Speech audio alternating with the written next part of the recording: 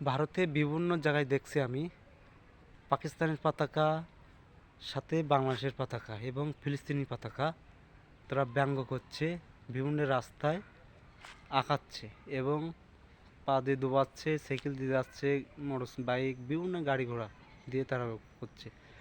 কেন দাদা তোমরা এই কাজগুলো কেন করবা? তোমার দেশের পতাকা যদি বিভিন্ন দেশে এরম যদি কাজ করে তাহলে তোমাদের খারাপ লাগবে না? অবশ্যই লাগবে। অতএব তোমাদের দেশের যেমন পতাকা সম্মান, বিভিন্ন দেশের পতাকাগুলো সম্মান। অতএব প্রত্যেকটা দেশকে সম্মান দেন, সম্মান দেওয়া উচিত। এটা নাগরিক কর্তব্য। যারা শিক্ষিত জাতি তারা সম্মান অবশ্যই দেবে, আর যারা মূর্খ তারা তো কখনো সম্মান দিবে না।